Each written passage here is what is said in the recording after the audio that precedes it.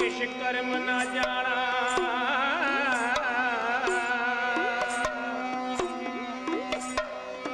सारे न जाना तेरी सब ते वड्डा सतगुरु नानक जिन कल राखी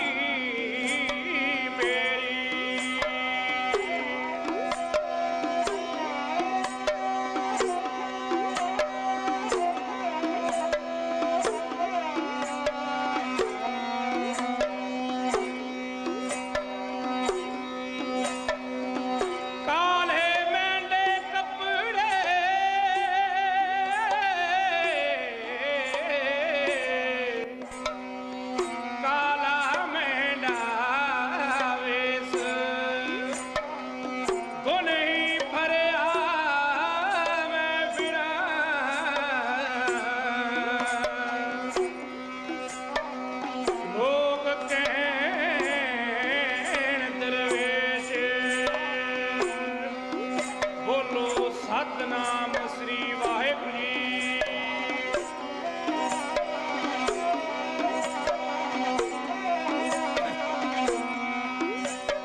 आद निरंजन है गुरु नानक तार के मूर्त है जगे आयो रोस नो प्रदोष नो प्रदोष नो सर दर्शन पायो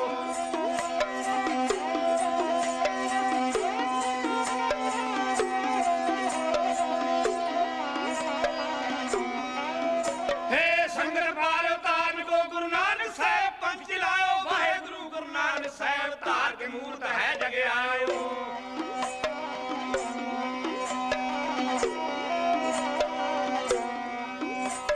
नाम लिए सतगुरु नानक का मिटे रूप सब पाप भयानक नाम लिए सतगुरु नानक का हंस खाए चुग मोती मार्ग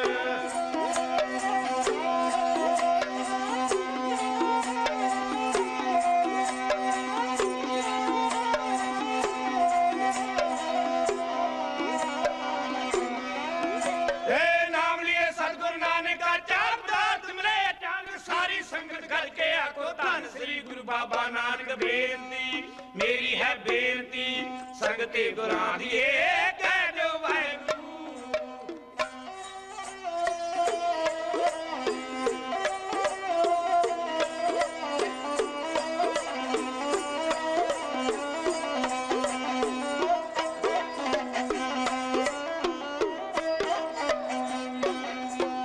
कीता है दीदार हो कीता है दीदार जिसने त्रिभुता दिला डले दा कीता है दीदार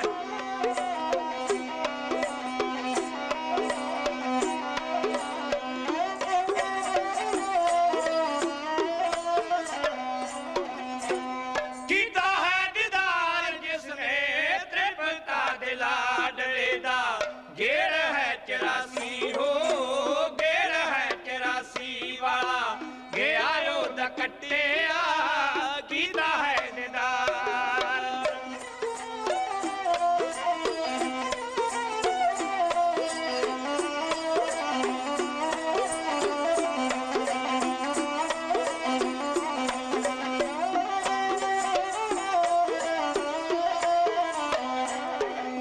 ओ हाथ दे इशारे नाल रोग के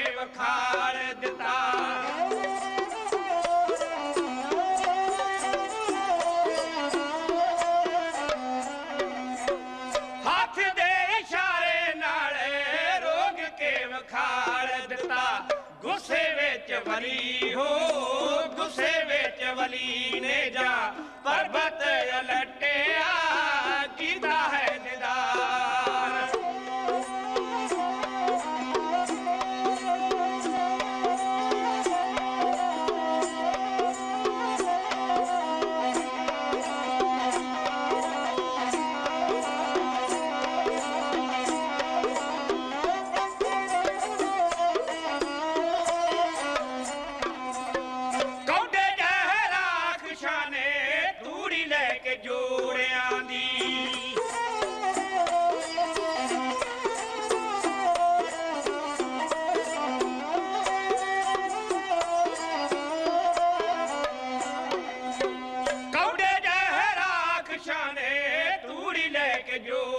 दी देवते दे रूप हो, देवते दे रूप विच जीवन पलटिया कीता है दीदार।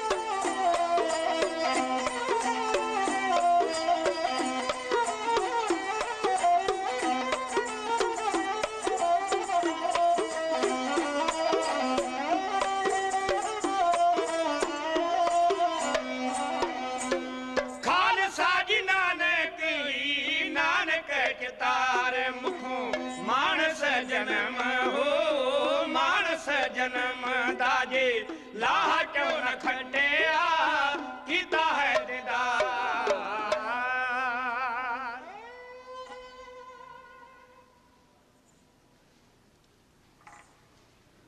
साहिब गुरु नानक देव महाराज जी के दर घर में जुड़ी हुई गुरु की साजी नवाजी साध संगत चढ़ती कला में फतेह का उत्तर दे के धन्यवादी बनाओ जी। खालसा जी, वाहिगुरु जी का खालसा, वाहिगुरु जी की फतेह। साहिब गुरु नानक देव महाराज जी के मुतलक अज इतिहास की एक लड़ी प्रारंभ करनी चाहते। सिख पंथ के बानी गुरु नानक देव महाराज जी का महान जीवन, परोपकारी जीवन जगत के सामने है। धन हन लोग जिन्हों ने गुरु नानक की पहचान की, भागां वाले हैं जिन्हों ने गुरु नानक को समझण का यत्न किया, तो बहुत ही भागशाली मनुख हैं जिन्हों ने गुरु नानक की सिक्खी नूं ते सिक्ख्या नूं अपनाया। हजूर दे आमद तो पहला हिंदुस्तान विच कोई रब का नाम लैण वाला सीधे रूप में कोई धर्म मौजूद न रहा।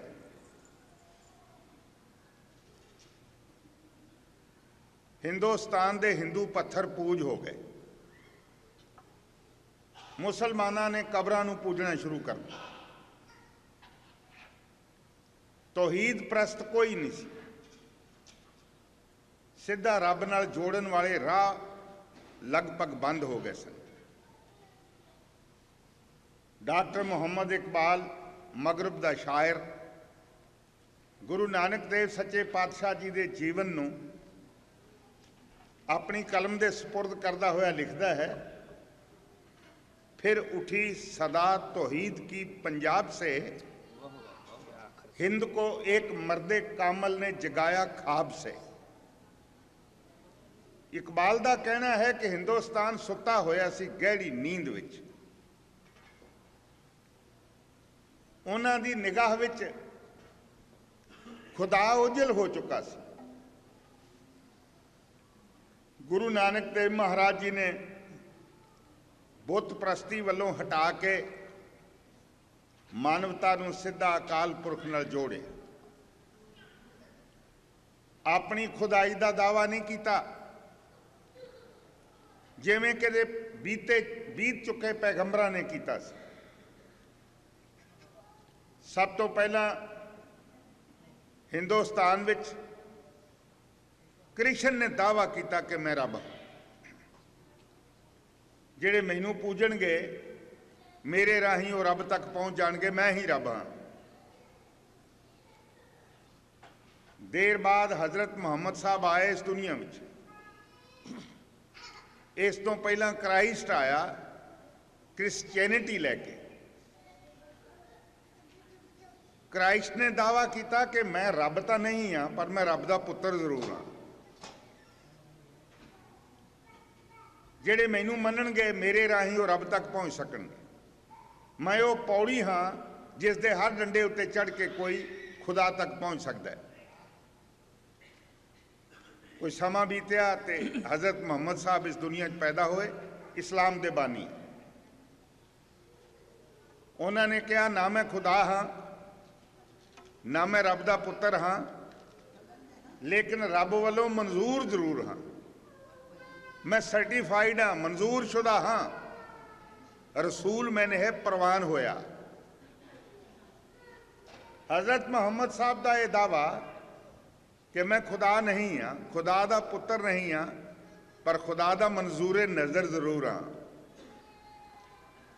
जब साहिब गुरु नानक देव महाराज जी ने अपना धर्म चलाया, श्रद्धालुओं ने पूछा महाराज तुसी अपनी थां भी निश्चित करो। जिवें कि बीत चुके पैगंबर किसी ने रबता का दावा किया है, किसी ने पुत्र होने का दावा किया है, किसी ने रसूल होने का दावा किया है। महाराज तुसी भी दसो कि तुसी कित्थे खड़े हो, तुहाडी स्टेज की है। तो भाई अटल सच्चाई पहला पैगंबर दुनिया का जिसने कहा हाँ आदमी हाँ एक दमी मोहलत मोहत न जाना। सतगुरु जी ने केवल दावा किया है तो मनुख होने का किया कि मैं मनुख हाँ, आदमी हाँ। उस महापुरुष सतगुरु के जीवन से झाती मार के वेखिए, हर पक्ष तो जीवन मुकम्मल है, हर पक्ष तो गुरु नानक पूजन योग है। मानवता के भले वास्ते किसी पैगंबर ने इन्ना लंबा सफर नहीं किया। अपनी जिंदगी के 34 साल अपना परिवार छड़ के, अपने बच्चे छड़ के, अपने बिरध माता पिता घर छड़ के मानवता नूं सीधे राह पाउण वास्ते गुरु नानक देव महाराज जी ने केवल हिंदुस्तान नहीं, हिंदुस्तान तो बाहर लंका, उस तो बाद तिब्बत का इलाका, अस्करदू तक और कुछ हिस्सा चीन का, सारा मिडल ईस्ट, अफगानिस्तान, गुरु नानक देव महाराज जी ने हज़ार मील अपने पवित्र चरणों नाल अपने घर तो दूर रह के दुख भुख सह के हाड़ सियाल पिंडे ते हंडा के गुरु नानक देव महाराज जी ने सफ़र किया। किसी नौकरी की भाल विच नहीं, किसी चंगे देश विच वसन की रीझ लैके नहीं, बल्कि खिड़े मथे मुसीबतां सहारदे होया मानवता के कल्याण वास्ते अपनी जिंदगी के 34 वरे उन्होंने लोगों को समर्पित किए। हजूर के वड्डे वडेरे जिला अमृतसर का एक पिंड है जामा राय, उहदे लागे एक बेचराग पिंड है पट्ठे विंड, उत्थों के रहने वाले से। नौकरी की भाल विच हजूर दे पितामा हजूर दा बाबा जी, जे मैं भुलदा नहीं तो उन्हों का नाम बेदी शिवराम सी। इत्थों उठ के वो राय भोज की तलवंडी भी जा वसे। पिछों गुरु नानक देव जी के पिता ने अपने पिता का कारोबार संभालिया। मेहता कल्याण राय ने, जिन्होंने आम तौर पर आप मेहता कालू जी कहते हैं। हजूर के सत्कारयोग पिता का नाम मेहता कल्याण राय से। मेहता के अर्थ ने महत्ता वाला, कदर वाला, कीमत वाला। उस महापुरुष सतगुरु का जीवन मेहता कल्याण राय के घर विचों आरंभ होया। मैं जरा उन्होंने वडेरी उम्र की चर्चा करनी चाहता हाँ। जदों जवान होए, गरीब नवाज के पिता ने वेख्या कि हुण गुरु नानक ना पढ़न जाते हैं, ना किसी कारोबार में दिलचस्पी रखते हैं, ना वाही करते हैं, ना मझां चारते हैं। बीबी नानकी की शादी हो चुकी सी। हजूर का बहुत प्यार सी अपनी भैन नाल। मेरिया नज़रां विच गुरु नानक देव जी और बीबी नानकी जी आदर्शक भैन भरा हैं। जे भैन भरा होवे ते गुरु नानक देव वर्गा ते बीबी नानकी वर्गा।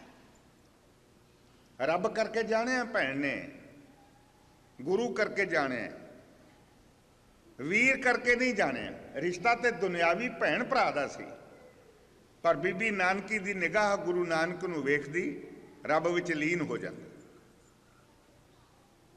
बीबी नानकी जी उन्हां दे पति भाईया जय राम जी सुल्तानपुर तो तलवंडी विच आए। मेहता कल्याण राय तो उन्हां दे परिवार नूं मिलण लई। परिवार ने बैठ के विचार करनी शुरू की। मेहता कल्याण राय ने आख्या, बीबा तेरा वीर कुछ नहीं करता, घर गवाऊ जम्मे है मेरे घर विच, जो दिंदे हाँ बाहर सुट आउंदे ने, गरीबां नूं वंड आउंदे हन, कोई कारोबार नहीं करते। मैं कह कह के थक गया हाँ, बेटा तेरे आखे लगदे ने, तेरे नाल प्यार है, ए पुत्र नानकी तू ही अपने वीर नूं कोई समझा। उन्हें आख्या, पिता जी मैं की समझावां, वो रब रूप ने, मैं तो ये समझदी हाँ जो करते ने वो भला ही करते हैं, चंगा ही करते हैं। पर फिर भी पिता जी का हुक्म मनदिया हाँ बीबी नानकी ने कहा, वीर देख बापू के तरलियां नूं, वेख उन्हां दी गृहस्थी सोच नूं, आखिर तू हुण जवान हो गए, कोई ना कोई काम तो करना चाहिए। जदों साहिब गुरु नानक देव महाराज जी ने रौं वेख्या, मेहता कल्याण राय ने भी गल सुनन लग पे, असर होण लग पिया, ते बिठा के अपने विहड़े विच साहिब गुरु नानक देव महाराज जी के पिता मेहता कल्याण राय हजूर नूं कुछ नसीहतां पुत्र जान के इउं करदे ने।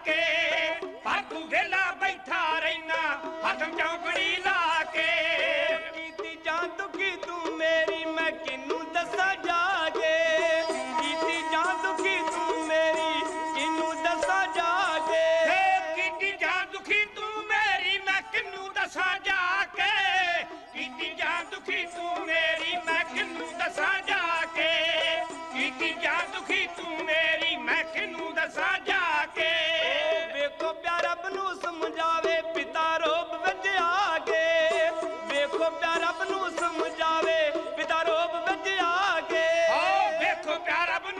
ਸਮਝਾਵੇ ਪਿਤਾ ਰੂਪ ਵਿੱਚ ਆ ਕੇ, ਵੇਖੋ ਪਿਆਰ ਰੱਬ ਨੂੰ ਸਮਝਾਵੇ ਪਿਤਾ ਰੂਪ ਵਿੱਚ ਆ ਕੇ।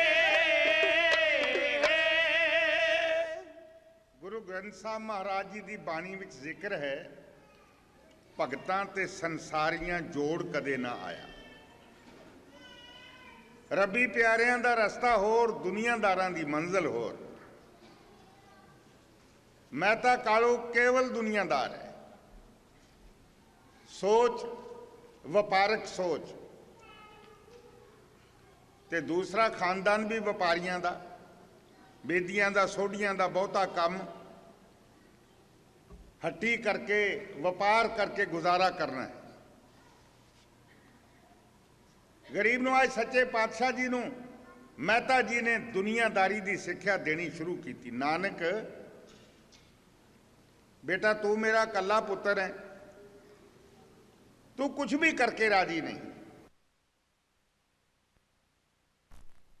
आखिर तुसी हुण जवान होण लगे हो, कल नूं तुहाडी शादी होवेगी, बच्चे होणगे, घर गृहस्थी बनोगे, अपना पेट पालन जोगी तुहाडे ही समर्था नहीं, बच्चे किवें पालोगे। सुनते चले गए सतगुरु जी। जदों वेख्या पिता ने जो कुछ कहना है कह लिया, हजूर ने अपना पवित्र मुखारबिंद खोलिया, कहने लगे पिता जी मैं लगदे चारे कदे तुहाडा दिल दिखाउण दी कोशिश नहीं की। जो तुसां अज तक मैनू हुक्म दिता मैं उस अनुसार, जे तुसी स्कूले पढ़ने पाया मैं स्कूले पढ़ने गया, पंडित कोल भेजे है मैं उत्थे गया हाँ, पांदे कोल भेजे है मैं उत्थे गया हाँ, मौलवी कोल भेजे है मैं उत्थे भी समा गुजारे। फिर आपने मैनू मझियां चारन वास्ते भेज दिता। सत्कारयोग पिता जी मैं कोई इनकार थोड़ा किया, सदा आपकी आग्या में चलने की कोशिश की है, पर मैनू भी समझ नहीं आती कि जो कुछ मैं करना चाहना वो तुहानू क्यों पसंद नहीं। हुण भाई मਹਿਤਾ कल्याण राय का दिमाग दुनियादारां दा है, वो समझ किवें आवे। रब बोलदा है, बाणी बोलदी है, गुरु हुक्म दिंदा है, सिक्ख्या दिंदा है। अपने दिल ते आपां आप सवाल करके वेखीए, सानू समझ आउंदी नहीं। गुरु दा मार्ग होर है, दुनियादारां दा मार्ग होर है, समझ आ ही नहीं सकती। समझ उदों आएगी जदों दुनियादार दा मन भी गुरु के चरणों वाल जुड़ के ओदी मंजिल परमात्मा होवेगी, परमेश्वर होवेगी, तां भी समझ आएगी, वरना नहीं। सतगुरु सच्चे पातशाह जी ने कहा पिताजी आप नाराज ना हो, दुखी ना हो, कृपा करो दसो हुण की करवाना चाहुंदे हो।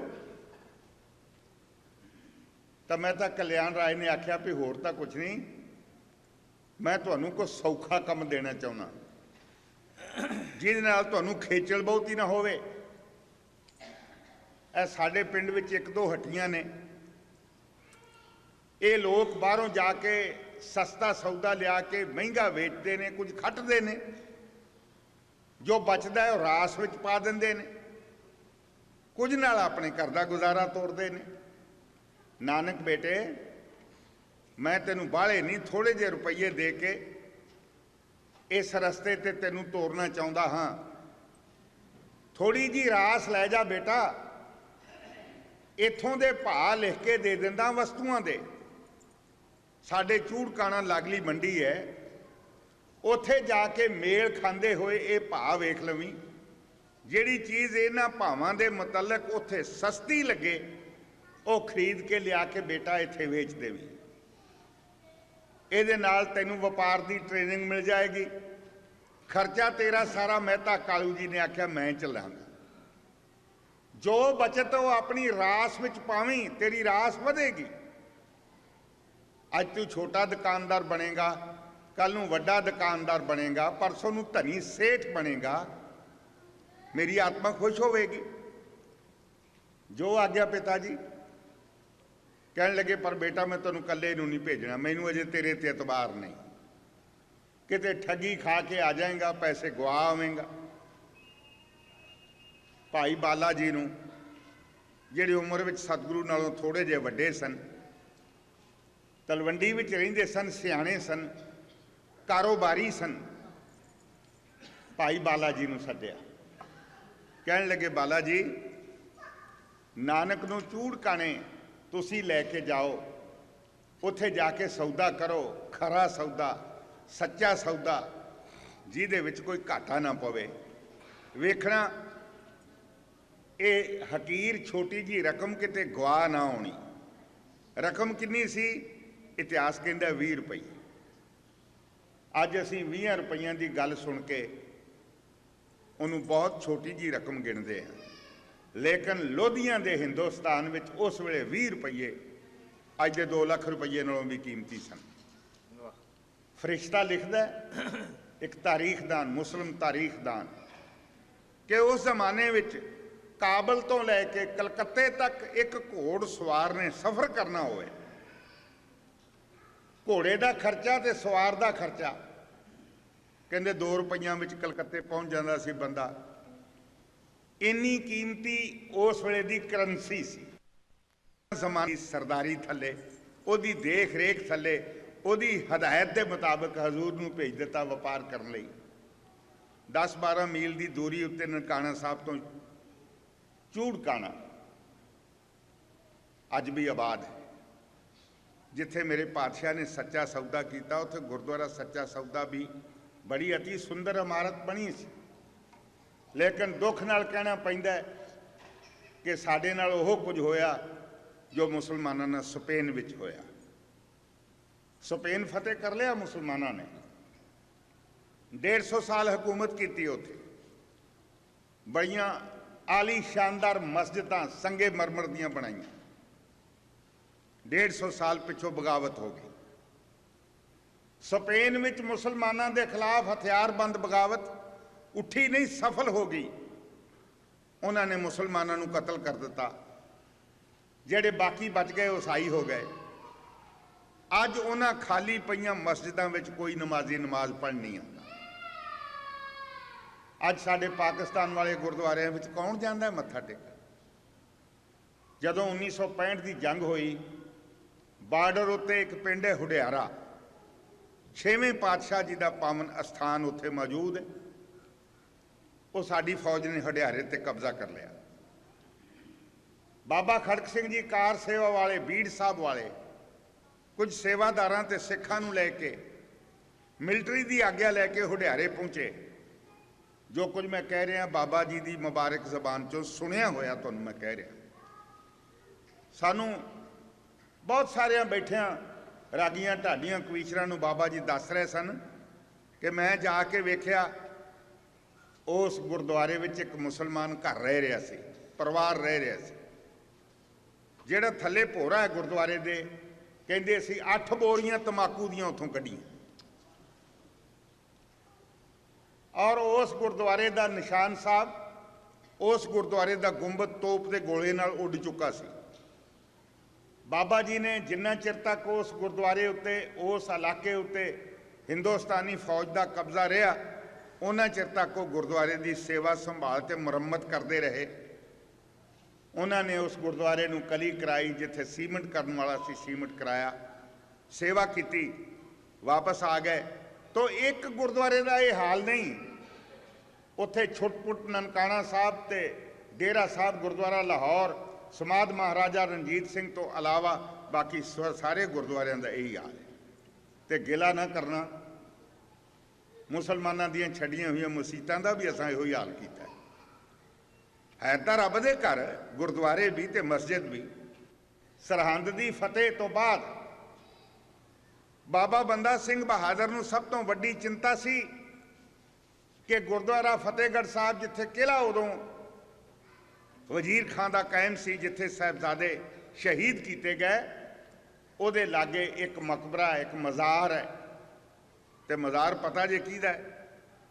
ਗੁਰੂ ਅਰਜਨ ਦੇਵ ਦੇ ਕਾਤਲ ਦਾ, ਸ਼ੇਖ ਮੁਜੱਦਦ ਅਲਫਥਾਨੀ ਸਰਹੰਦੀ ਦਾ, ਜਿਸ ਨੇ ਜਹਾਂਗੀਰ ਨੂੰ ਖਤ ਲਿਖ ਕੇ ਵਧਾਈ ਦਿੱਤੀ, ਪਿੱਤੋ ਸਾਹਿਬ ਇੱਕ ਕਾਫਰ ਗੁਰੂ ਨੂੰ ਕਤਲ ਕੀਤਾ ਹੈ, ਗੁਰੂ ਅਰਜਨ ਦੇਵ ਜੀ ਨੂੰ ਤੁਸੀਂ ਮੁਬਾਰਕ ਦੇ ਮੁਸਤਕ ਹੋ।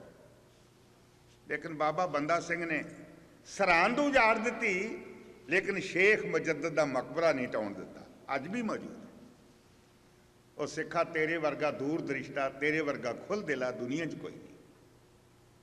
ਇਹ ਤੈਨੂੰ ਤੇਰੇ ਗੁਰੂ ਨੇ ਸਿਖਾਇਆ ਹੈ। ਨਾ ਕੋ ਬੈਰੀ ਨਾ ਹੈ ਬੇਗਾਨਾ, ਸਗਲ ਸੰਗ ਹਮਕੋ ਬਨ ਆਈ।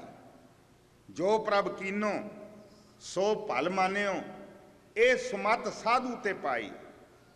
ਸਭ ਮੈਂ ਰਵ ਰਿਹਾ ਪ੍ਰਭ ਏਕ ਹੈ, ਪੇਖ ਪੇਖ ਨਾਨਕ ਬਿਗਸਾਈ।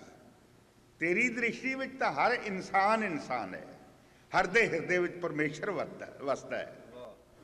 ਉਸ ਮਹਾਨ ਸਤਿਗੁਰੂ ਨੇ ਜਿਸ ਦੀ ਸਿੱਖਿਆ ਇਹ ਹੈ, ਭਾਈ ਬਾਲੇ ਨੂੰ ਨਾਲ ਲੈ ਕੇ ਮੰਜ਼ਿਲ ਤੈਅ ਕੀਤੀ।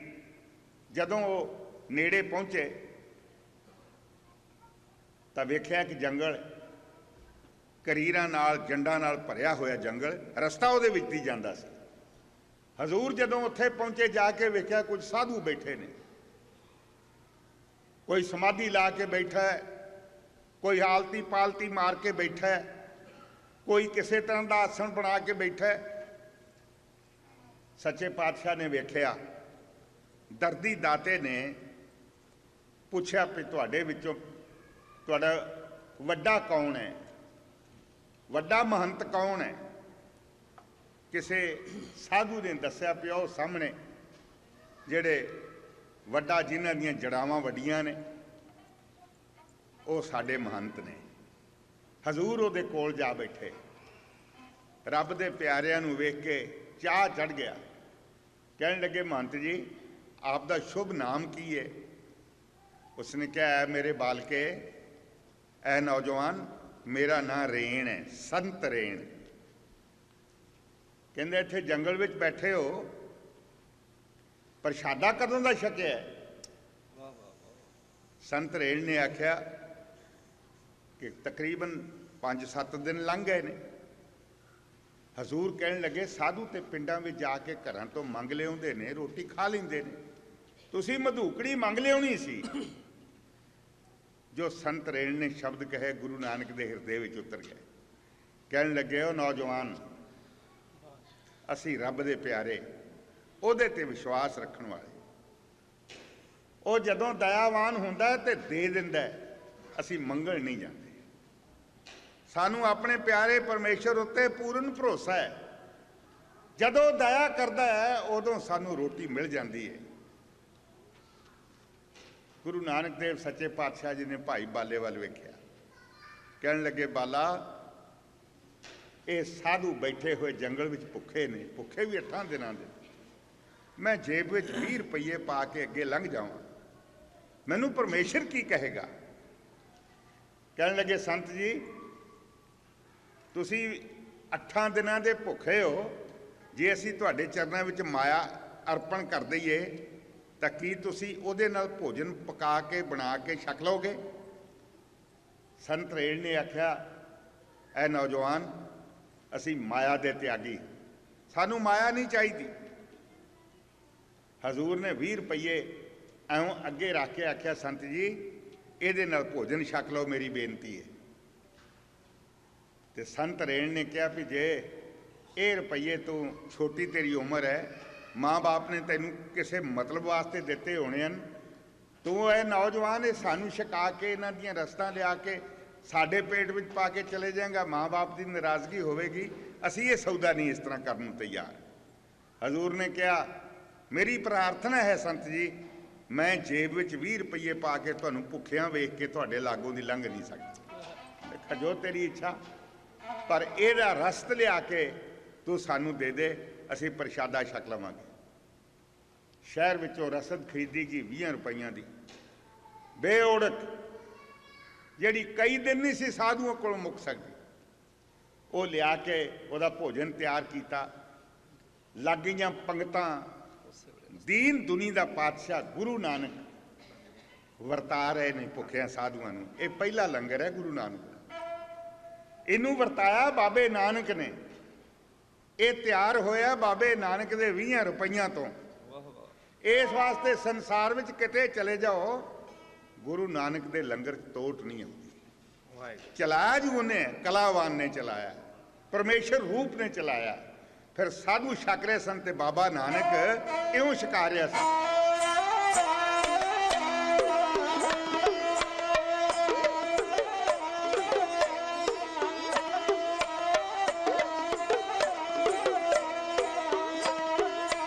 ਉਸੇ ਵੇਲੇ ਰਸਤਾ ਮੰਗਵਾ ਕੇ ਜਗ ਸਤਿਗੁਰਾਂ ਨੇ ਲਾ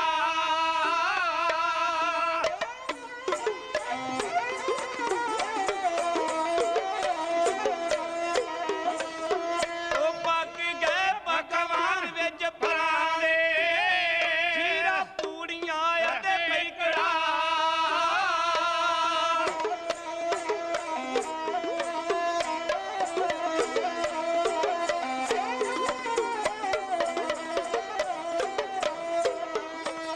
ਉਹ ਕਈਆਂ ਦਿਨਾਂ ਦੇ ਭੁਖੇ ਜੋ ਸੰਤ ਸੀ ਨਾਲ ਖੁਸ਼ੀਆਂ ਰਹੇ ਨੇ ਖਾ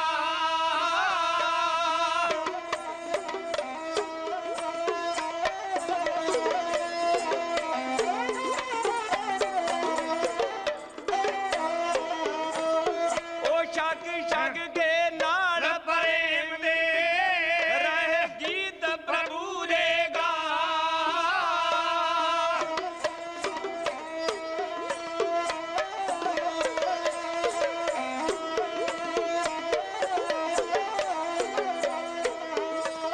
ਉਹ ਇਕੱਠੀ ਹੋ ਕੇ ਮਹੰਤਾਂ ਦੀ ਮੰਡਲੀ ਮੱਥਾ ਟੇਕਿਆ ਹਜੂਰ ਨੂੰ ਆ ਮਾਨੋ ਇੰਦਰਾਪੁਰੀ ਦੇ ਦੇਵਤੇ ਮਾਨੋ ਇੰਦਰਾਪੁਰੀ ਦੇ ਦੇਵਤੇ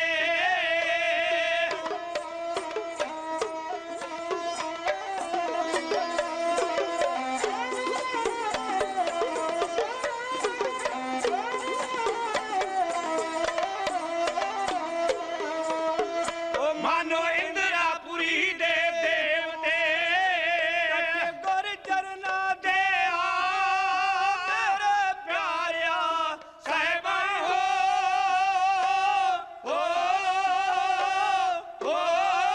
ਕਰਮਾਂ ਵਾਲਿਓ ਗੁਰੂ ਨਾਨਕ ਪਾਤਸ਼ਾਹ ਨੇ ਲੰਗਰ ਦੀ ਸ਼ੁਰੂਆਤ ਕੀਤੀ। ਲੰਗਰ ਤਿਆਰ ਕੀਤਾ ਗਿਆ। ਗੁਰੂ ਨਾਨਕ ਨੇ ਰਸਤਾਂ ਵਰਤਾਈਆਂ, ਛਕਿਆ ਪਰਮੇਸ਼ਰ ਦੇ ਪਿਆਰਿਆਂ ਨੇ। ਇਸੇ ਹੀ ਲੰਗਰ ਵਿੱਚ ਹਿੰਦੁਸਤਾਨ ਦਾ ਸ਼ਹਿਨशाह ਗੋਇੰਦਵਾਲ ਵਿੱਚ ਸਾਹਿਬ ਗੁਰੂ ਅਮਰਦਾਸ ਮਹਾਰਾਜ ਜੀ ਦੀ ਸੇਵਾ ਵਿੱਚ ਹਾਜ਼ਰ ਹੋਇਆ ਤੇ ਪਿਆਰੇ ਗੁਰੂ ਨਾਨਕ ਦੇਵ ਦੇ ਘਰ ਵਿੱਚ ਬਣਿਆ ਹੋਇਆ ਲੰਗਰ ਹਿੰਦੁਸਤਾਨ ਦੇ ਸ਼ਹਿਨशाह ਨੇ ਛਕਿਆ। ਇੰਨੇ ਪ੍ਰਸੰਨ ਹੋਏ ਗੁਰੂ ਅਮਰਦਾਸ ਮਹਾਰਾਜ ਜੀ ਦੇ ਚਰਨਾਂ ਵਿੱਚ ਹੱਥ ਜੋੜ ਕੇ ਹਿੰਦੁਸਤਾਨ ਦਾ ਬਾਦਸ਼ਾਹ ਖਲੋਤਾ, ਮਹਾਰਾਜ ਏਡਾ ਵੱਡਾ ਲੰਗਰ ਦਾ ਖਰਚਾ ਕਿਵੇਂ ਚੱਲਦਾ ਹੈ? ਹਜ਼ਾਰਾਂ ਪ੍ਰਾਣੀ ਛਕਣ ਵਾਲੇ ਨੇ। ਸਤਿਗੁਰੂ ਜੀ ਹੱਸ ਕੇ ਕਹਿਣ ਲੱਗੇ, ਸ਼ਹਿਨशाह ਇਹ ਲੰਗਰ ਪਰਮੇਸ਼ਰ ਦਾ ਹੈ, ਇਹ ਲੰਗਰ ਬਾਬੇ ਨਾਨਕ ਦਾ ਹੈ। ਇਹਦਾ ਖਰਚਾ ਉਹਦੇ ਕੋਲੋਂ ਆ ਰਿਹਾ, ਉਹਦੇ ਕੋਲੋਂ ਤੁਰਦਰਗਾਹੋਂ ਆ ਰਿਹਾ, ਇਹ ਨਹੀਂ ਖਤਮ ਹੁੰਦਾ।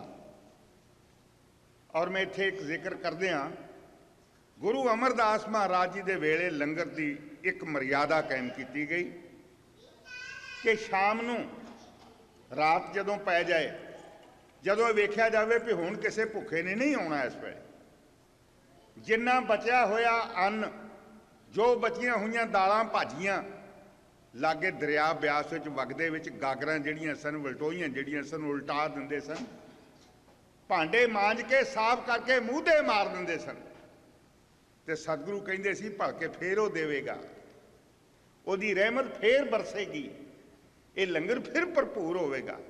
ਤੇ ਇਤਿਹਾਸ ਗਵਾਹ ਹੈ ਉਸ ਲੰਗਰ ਵਿੱਚ ਕਦੇ ਤੋਟ ਨਹੀਂ ਆਈ, ਅੱਜ ਵੀ ਨਹੀਂ ਆਈ, ਆਏਗੀ ਵੀ ਨਹੀਂ। ਯਾਦ ਰੱਖਣਾ,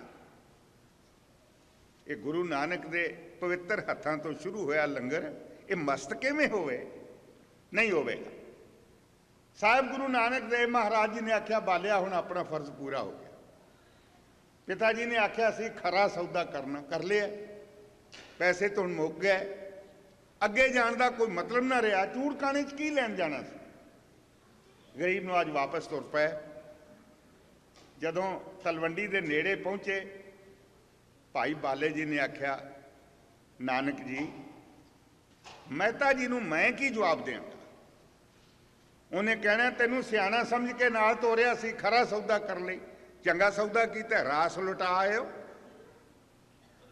ਕਹਿੰਦਾ ਜੀ ਮੈਂ ਨਹੀਂ ਜੇ ਜਾਣਾ ਮਹਿਤਾ ਜੀ ਦੇ ਘਰ। ਗੁਰੂ ਨਾਨਕ ਪਾਤਸ਼ਾਹ ਫਿਰ ਸੋਚਣ ਲੱਗੇ ਵੀ ਗੱਲ ਤਾਂ ਠੀਕ ਕਹਿੰਦਾ ਹੈ ਬਾਲਾ, ਪਿਤਾ ਜੀ ਨਾਰਾਜ਼ ਤਾਂ ਹੋਣਗੇ ਹੀ।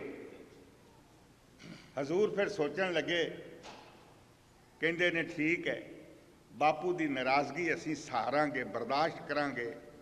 ਹੱਕ ਸੱਚ ਦੇ ਰਾਹ ਤੇ ਤੁਰਨ ਲੱਗਿਆ ਜੇ ਕੋਈ ਔਕੜ ਆਏਗੀ ਇਹ ਸਰੀਰ ਪ੍ਰਵਾਨ ਕਰੇਗਾ। ਮਹਾਰਾਜ ਆਪਣੇ ਬਾਪੂ ਤੋਂ ਉਹਦੀ ਨਾਰਾਜ਼ਗੀ ਤੋਂ ਡਰਦੇ ਹੋਏ ਘਰ ਨਹੀਂ ਗਏ। ਇੱਕ ਸੁੱਕਾ ਜਿਹਾ ਛੱਪੜ ਸੀ ਨਨਕਾਣੇ ਸਾਹਿਬ ਵਿੱਚ, ਉਹਦੇ ਉੱਤੇ ਇੱਕ ਵਣ ਦਾ ਬੂਟਾ ਜਿਹੜਾ ਤੰਬੂ ਵਾਂਗੂ ਝੁਕਿਆ ਹੋਇਆ ਚਾਰ ਚਪੇਰੇ, ਉਹਦੇ ਥੱਲੇ ਮੇਰੇ ਪਾਤਸ਼ਾਹ ਬੈਠ ਗਏ, ਰਾਤ ਵੀ ਉੱਥੇ ਰਹੇ। ਦਿਨ ਚੜਿਆ ਮੈਂ ਤੇ ਕਲਿਆਣ ਰਾਏ ਨੂੰ ਪਤਾ ਲੱਗਾ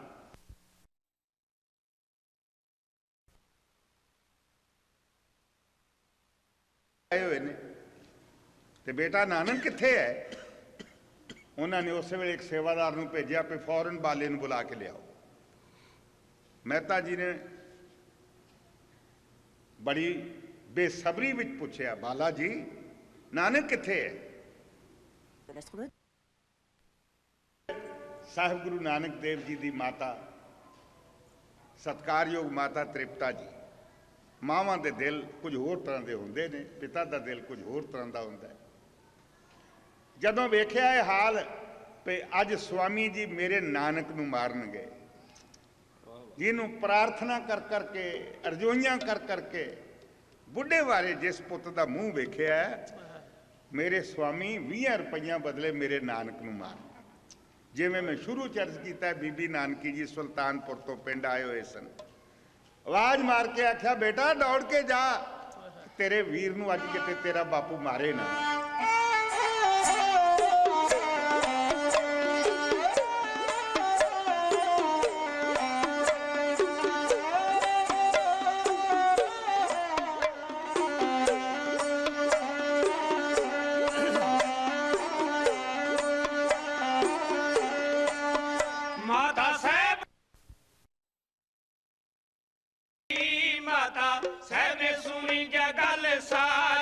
ਅੱਖੀਆਂ ਚੋਂ ਨੀਰ ਆ ਗਿਆ ਝੱਟ ਹਾਲ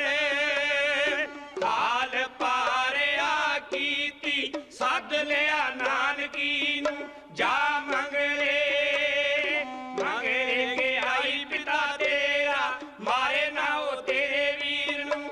ਇਹ ਸੁਣ ਕੇ ਸੁਣ ਮਾਤਾ ਦਾ ਕਹਿਣਾ, ਦੇਰ ਨਹੀਂ ਉਹ ਭੈਣ ਨਾਨਕੀ ਲਾਵਦੀ ਜਿੱਥੇ ਬੈਠਾ ਸੋਹਣਾ ਵੀਰ ਸੀ ਪਹੁੰਚ ਜਾਵਦੀ।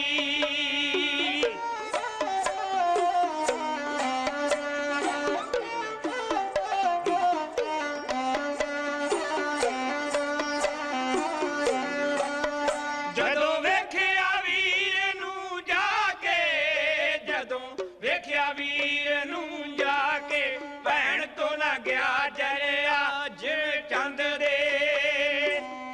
ਦੇ ਉਦਾਰੇ ਕਟਾਂ ਛਾਲੀਆਂ, ਬੂੰਦਾ ਬਾਂਦੀ ਲਾਈ ਕਹਿਦੀ ਜਿਵੇਂ ਭੌਰਿਆ ਬੈਠ ਸੋਹਣੇ ਫੁੱਲ ਦੇ ਮੁਖੜੇ ਤੇ ਛਾਈਆਂ ਪੈ ਗਈਆਂ ਯਾਰ ਸਕੀਨਾ।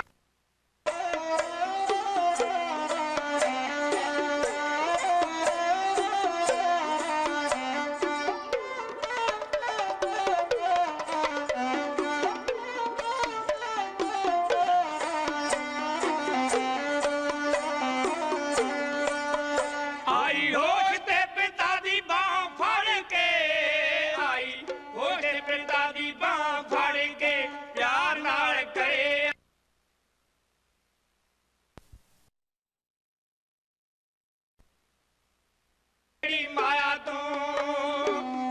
ਤੋਂ ਮਾਰੇ ਤੂੰ ਸੋਹਣੇ ਵੀਰ ਨੂੰ, ਦਾਸੀ ਇਹਦੇ ਚਰਨਾਂ ਦੀ, ਇਹਦੇ ਨਾਮ ਤੋਂ ਲੁਟਾ ਦੇ ਪਿਤਾ ਮੇਰਿਆ ਜੱਗ ਦੀਆਂ ਕੁੱਲ ਦੌਲਤਾਂ। ਇਹ ਸੁਣ ਕੇ ਸੁਣ ਦੁਖੀਆਂ ਦੀਆਂ ਆਹੀਂ, ਜੱਗ ਦਾ ਸਹਾਰਾ ਬਣਿਆ ਕੇ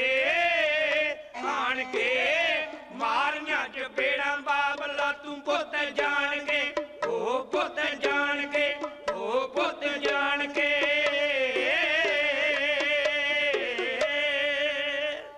ਬਾਂਹ ਫੜ ਲਈ ਕ੍ਰੋਧ ਵਿੱਚ ਆਏ ਹੋਏ ਬਾਪੂ ਦੀ, ਪਰ ਉਹ ਬਾਂਹ ਕਾਰਾ ਕਰ ਚੁੱਕੀ ਸੀ। ਹਜ਼ੂਰ ਦੇ ਪਿਆਰੇ ਮੁਖੜੇ ਤੇ, ਉਸ ਨੂਰੀ ਮੁਖੜੇ ਉੱਤੇ ਹਜ਼ੂਰ ਦਾ ਰੰਗ ਬੜਾ ਗੋਰਾ ਸੀ, ਬੜੇ ਖੂਬਸੂਰਤ ਸਨ। ਗੁਰੂ ਨਾਨਕ ਦੇਵ ਜੀ ਮੋਹਸਨ ਫਾਨੀ ਹਜ਼ੂਰ ਦੇ ਮੁਤਲਕ ਲਿਖਦਾ ਹੈ, ਰੱਬੀ ਨੂਰ ਸਨ ਉਹ। ਮਾਂ ਨੇ ਪਿਤਾ ਨੇ ਇਸ ਤੋਂ ਪਹਿਲਾਂ ਕਦੇ ਫੁੱਲ ਦੀ ਨਹੀਂ ਸੀ ਲਾਈ, ਗੁੱਸੇ ਵਿੱਚ ਆਏ ਬਾਪੂ ਨੇ ਚਪੇੜਾ ਮਾਰ। ਗੋਰੇ ਰੰਗ ਤੇ ਪਈਆਂ ਹੋਈਆਂ ਲਾਸਾਂ ਨੀਲ ਪੈ ਗਏ। ਸੱਚੇ ਪਾਤਸ਼ਾਹ ਬੋਲੇ ਨਹੀਂ, ਉਜਰ ਨਹੀਂ ਕੀਤਾ, ਪਰ ਅੱਖਾਂ 'ਚੋਂ ਅਥਰੂ ਜ਼ਰੂਰ ਗਿਰ ਪਏ। ਕੁਝ ਲੋਕ ਹੋਰ ਇਕੱਠੇ ਹੋ ਗਏ। ਮਹਿਤਾ ਕਲਿਆਣ ਰਾਏ ਨੂੰ 2-4 ਬੰਦਿਆਂ ਨੇ ਫੜ ਲਿਆ। ਮਹਿਤਾ ਜੀ ਹੋਸ਼ ਵਿੱਚ ਆਓ, ਕੀ ਕਰਦੇ ਹੋ? ਪਿਆਰੇ ਨਾਨਕ ਨੂੰ ਮਾਰਦੇ ਹੋ, ਇਸ ਰੱਬੀ ਰੂਪ ਨੂੰ। ਮਹਿਤਾ ਜੀ ਨਾਨਕ ਜੀ ਨੂੰ ਲੈ ਕੇ ਆਪਣੇ ਘਰ ਆ ਗਏ। ਖਬਰਾਂ ਰਾਏ ਬਲਾਰ ਕੋ ਵੀ ਚਲੀਆਂ ਗਈਆਂ। ਰਾਏ ਬਲਾਰ ਹਜ਼ੂਰ ਦਾ ਅਕੀਦਤਮੰਦ ਸੀ, ਖੁਦਾ ਦਾ ਨੂਰ ਸਮਝਦਾ ਸੀ। ਰਾਏ ਬਲਾਰ ਨੇ ਜਦੋਂ ਸਰਪ ਨੂੰ ਛਾਂ ਕੀਤੀ ਵੇਖੀ, ਜਦੋਂ ਖੇਤੀ ਉਜੜੀ ਹਰੀ ਹੋਈ, ਤੇ ਉਸ ਦਿਨ ਤੋਂ ਉਹਨੇ ਆਪਣੇ ਮਨ ਨਾਲ ਫੈਸਲਾ ਕਰ ਲਿਆ ਕਿ ਅੱਜ ਤੋਂ ਬਾਅਦ ਮੈਂ ਨਾਨਕ ਜੀ ਨੂੰ ਆਪਣਾ ਪੀਰ ਸਮਝਣਾ, ਆਪਣਾ ਮੁਰਸ਼ਿਦ ਸਮਝਣਾ। ਜਦੋਂ ਰਾਏ ਜੀ ਨੂੰ ਖਬਰ ਪਹੁੰਚੀ, ਰਾਏ ਬੁਲਾਰ ਨੇ ਉਸੇ ਵੇਲੇ ਆਪਣੇ ਚਾਕਰ ਭੇਜੇ ਤੇ ਨਾਨਕ ਜੀ ਨੂੰ ਤੇ ਮਹਿਤਾ ਕਲਿਆਣ ਰਾਏ ਨੂੰ, ਦੋਵਾਂ ਨੂੰ ਮੇਰੇ ਦਰਬਾਰ ਵਿੱਚ ਲਿਆ। ਪਹੁੰਚਾ ਰਾਏ ਬੁਲਾਰ ਦੇ ਦਰਬਾਰ ਵਿੱਚ ਪਹੁੰਚੇ ਸਤਿਗੁਰੂ ਜੀ ਵੀ ਨੀਵੀਂ ਪਾਈ ਹੋਈ। ਅੱਗੇ ਅੱਗੇ ਬਾਪੂ, ਮਗਰ ਮਗਰ ਸਾਹਿਬ ਗੁਰੂ ਨਾਨਕ ਦੇਵ ਜੀ। ਉੱਠਿਆ ਫਿਰ ਰਾਏ ਬੁਲਾਰ, ਸਤਿਗੁਰੂ ਜੀ ਦੇ ਚਰਨਾਂ ਤੇ ਝੁਕਿਆ, ਆਪਣੇ ਆਸਣ ਤੇ ਸਰਾਣੇ ਵੱਲੇ ਬਿਠਾਇਆ, ਆਪ ਪੁਆਂਦੀ ਹੋ ਕੇ ਬੈਠੇ ਤੇ ਫਿਰ ਕਹਿਣ ਲੱਗੇ, ਉਹ ਕਲਿਆਣ ਰਾਏ, ਮੈਨੂੰ ਆਪਣੇ ਆਪ ਤੇ ਬੜਾ ਅਫਸੋਸ ਆਉਂਦਾ ਹੈ। ਮੈਂ ਮੁਸਲਮਾਨ ਹਾਂ, ਮੇਰੇ ਬਾਬਾ ਮੁਸਲਮਾਨ ਹੋ ਗਏ, ਮੇਰਾ ਧਰਮ ਬਦਲ ਗਿਆ। ਤੇਰਾ ਕੀ ਖਿਆਲ ਹੈ ਕਿ ਨਾਨਕ ਜੀ ਵਾਸਤੇ ਮੇਰੇ ਘਰ ਵਿੱਚ ਕੁਝ ਨਹੀਂ? ਜੇ ਮੈਂ ਹਿੰਦੂ ਹੁੰਦਾ, ਮੈਂ ਕਦੇ ਨਾਨਕ ਜੀ ਨੂੰ ਤੇਰੇ ਘਰ ਨਾ ਜਾਣ ਦਿੰਦਾ। ਅੱਜ ਜੇ ਮੈਂ ਆਪਣੇ ਘਰ ਵਿੱਚ ਰੱਖ ਲਵਾਂ, ਮੇਰੀ ਰਿਆਇਆ ਨੇ ਕਹਿਣਾ ਕਿ ਇੱਕ ਮੁਸਲਮਾਨ ਨਵਾਬ ਨੇ ਧੱਕਾ ਕੀਤਾ। ਡਰਦਾ ਹਾਂ ਖੁਦਾ ਤੋਂ, ਡਰਦਾ ਹਾਂ ਲੋਕਾਂ ਤੋਂ। ਇਸ ਪਿਆਰੇ ਖੁਦਾਈ ਨੂਰ ਨੂੰ ਮਾਰਿਆ ਤੂੰ। ਤੇਰੇ 20 ਰੁਪਈਏ ਬਹੁਤ ਕੀਮਤੀ ਨੇ। ਇਤਿਹਾਸ ਲੰਬਾ ਹੈ। ਆਪਣੀ ਰਾਣੀ ਨੂੰ ਖਬਰ ਭੇਜੀ ਹੈ, ਦਾਸੀ ਨੂੰ ਭੇਜਿਆ ਕਿ ਜਾ ਖੋਖਰਾਂ ਨੂੰ ਆਖ 20 ਰੁਪਈਏ ਲੈ ਕੇ ਆਵੇ। ਖੋਖਰਾਂ 20 ਰੁਪਈਏ ਲਿਆ ਕੇ ਉਸਨੇ ਰਾਏ ਬੁਲਾਰ ਦੇ ਹੱਥਾਂ ਵਿੱਚ ਦੇ ਦਿੱਤੇ ਤੇ ਰਾਏ ਬੁਲਾਰ ਨੇ ਆਖਿਆ, ਚੁੱਕ ਮਹਿਤਾ ਕਲਿਆਣ ਰਾਏ 20 ਰੁਪਈਏ, ਆ 20 ਰੁਪਈਏ ਜਿਹਦੇ ਤੋਂ ਮੇਰੇ ਮੁਰਸ਼ਿਦ ਨੂੰ ਮਾਰਿਆ। ਤੇਰੇ ਹੱਥ ਟੁੱਟ ਕਿਉਂ ਨਾ ਗਏ? ਠੀਕ ਹੈ, ਤੇਰਾ ਹੱਕ ਬਹੁਤ ਹੈ, ਤੇਰਾ ਪੁੱਤਰ ਹੈ, ਪਰ ਤੈਨੂੰ ਪਤਾ ਮੈਂ ਖੁਦਾ ਦਾ ਦੇਣਦਾਰ ਹੋ ਗਿਆ ਹਾਂ। ਜਿਹਦੀ ਰਿਆਸਤ ਵਿੱਚ, ਜਿਹਦੀ ਜਾਗੀਰ ਵਿੱਚ ਖੁਦਾ ਨੇ ਆਪਣਾ ਨੂਰ ਨਾਨਕ ਰੂਪ ਵਿੱਚ ਭੇਜਿਆ, ਮੈਂ ਹੋਵਾਂ ਇੱਥੋਂ ਦਾ ਹਾਕਮ ਤੇ ਉਸ ਰੱਬੀ ਨੂਰ ਨੂੰ ਪੈਣ ਚਪੇੜਾਂ। ਰੱਬ ਮੈਨੂੰ ਨਹੀਂ ਪੁੱਛੇਗਾ ਕਿ ਤੂੰ ਕਿੱਥੇ ਸੀ, ਤੇਰਾ ਇਨਸਾਫ ਕਿੱਥੇ ਸੀ? ਉਹ ਤੂੰ ਤੇ ਗੁਨਾਹਗਾਰ ਹੋਇਆ। ਮੈਂ ਤਾਂ ਕਲਿਆਣ ਰਾਏ ਤੂੰ ਮੈਨੂੰ ਵੀ ਗੁਨਾਹਗਾਰ ਕਰ ਦਿੱਤਾ। ਯਾਦ ਰੱਖ, ਅੱਜ ਤੋਂ ਬਾਅਦ ਕਦੇ ਨਾਨਕ ਨੂੰ ਝਿੜਕਿਓ ਹੀ, ਮੇਰੇ ਤੋਂ ਬੁਰਾ ਕੋਈ ਨਹੀਂ। ਇਹ ਕਹਿ ਕੇ ਗੁਰੂ ਪਾਤਸ਼ਾਹ ਜੀ ਨੂੰ ਆਪਣੀ ਗਲਵੱਕੜੀ ਵਿੱਚ ਲੈ ਲਿਆ ਤੇ ਰਾਏ ਬੁਲਾਰ ਨੇ ਜਦੋਂ ਹਜ਼ੂਰ ਦਾ ਚਿਹਰਾ ਦੇਖਿਆ ਨਾ, ਫਿਰ ਸ਼ਮ ਸ਼ਮ ਰੋਇਆ। ਤਾਂ ਹੀ ਨਿਕਲ ਗਈਆਂ। ਆਖਿਆ, ਮੇਰੇ ਮਹਿਬੂਬ, ਮੇਰੇ ਸਤਿਗੁਰੂ, ਮੈਨੂੰ ਬਖਸ਼ ਦੇ। ਮੇਰੀ ਜਾਗੀਰ ਵਿੱਚ ਤੇਰੇ ਪਿਆਰੇ ਚਿਹਰੇ ਉੱਤੇ ਮਾਰ ਪਈ ਹੈ, ਤੈਨੂੰ ਨਹੀਂ ਪਈ। ਇਹ ਮੇਰੀ ਸਰਦਾਰੀ ਨੂੰ ਪਈ। ਤੇ ਫਿਰ ਉਸ ਤੋਂ ਬਾਅਦ ਗੁਰੂ ਨਾਨਕ ਦੇਵ ਮਹਾਰਾਜ ਜੀ ਦੀ ਭਾਵੇਂ ਬਹੁਤ ਦੇਰ ਤੱਕ ਆਪਣੇ ਪਿਤਾ ਨਾਲ ਨਹੀਂ ਬਣ ਸਕੀ, ਫਿਰ ਕਹਿੰਦੇ ਆ ਭਗਤਾਂ ਤੇ ਸੰਸਾਰੀਆਂ ਜੋੜ ਕਦੇ ਨਾ ਆਇਆ।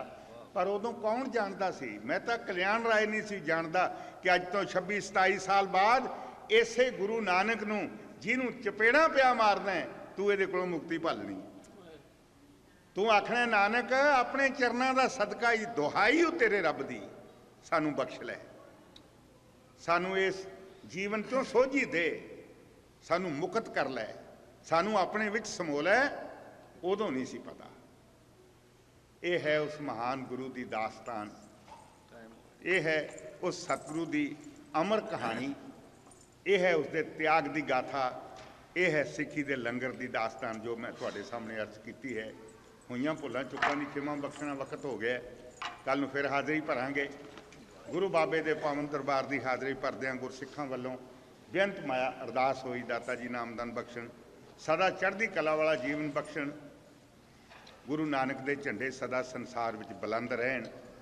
ਇਹ ਬੇਨਤੀ ਕਰਦਾ ਤੁਹਾਡੇ ਕੋਲ ਖਿਮਾ ਦਾ ਜਾਚਕ। ਆਓ ਫਤਿਹ ਬੁਲਾਓ। ਵਾਹਿਗੁਰੂ।